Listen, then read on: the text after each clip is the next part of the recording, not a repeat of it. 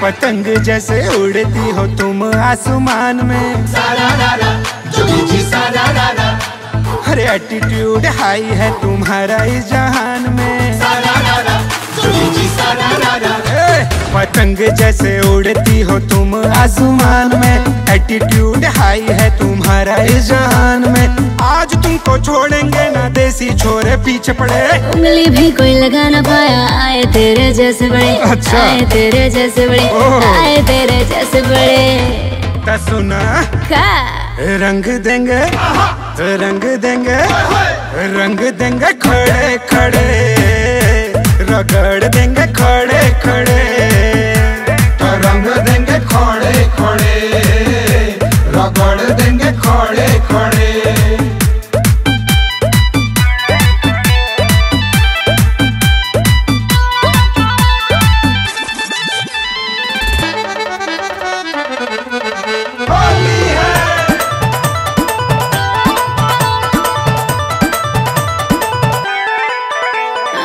चलेगा बाबू ना तेरा हीरोगिरी, ढेर नवा भी न कर हमरा भीरे। सुना आज रंगबाज तुझे रंग से नहलाएगा, वाइट ड्रेस तेरा रेड करके जाएगा। खुद है दबंग हम किसी से भी ना डरे, अरे एक इशारा कर दूंगी हो जाएंगे बवाल खड़े, हो जाएंगे बवाल खड़े, हो जाएंगे बवाल खड़े। सुना अरे रंग देंगे, रंग देंगे, रंग देंगे खड़े खड़े, रगड़ देंगे खड़े खड़े, रंग देंगे खड़े खड़े, रगड़ देंगे खड़े खड़े।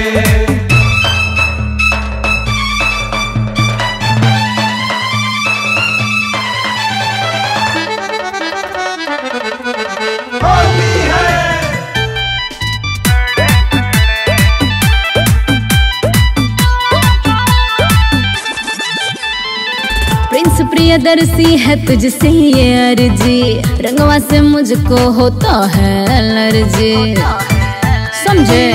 चल झूठी पतिया में बेबी तेरे सौरभ न आएगा, पहिया पकड़ तेरा औकड़ छोड़ाएगा। अच्छा? पिचकारी में पानी रंग तेरे लिए है भरे, छोड़ दे मेरा रास्ता, जाने दे मुझको घरे, जाने दे मुझको घरे, जाने दे मुझको घरे।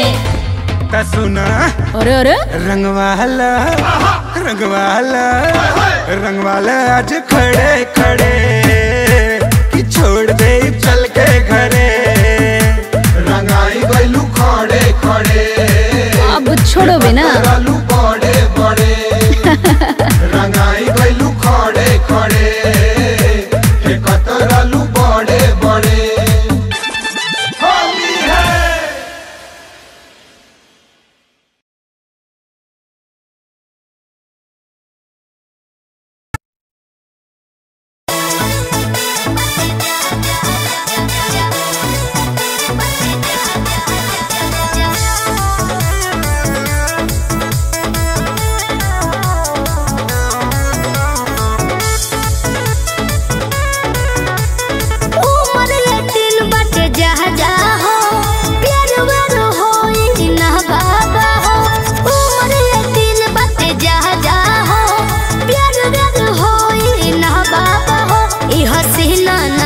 कभी आएगी जब मुझसे नजर तू मिलाएगी, हाँ? तभी तेरी ये जवानी रंग लाएगी। अच्छा? जब मुझसे नजर तू मिलाएगी, हाँ? तभी तेरी ये जवानी रंग लाएगी।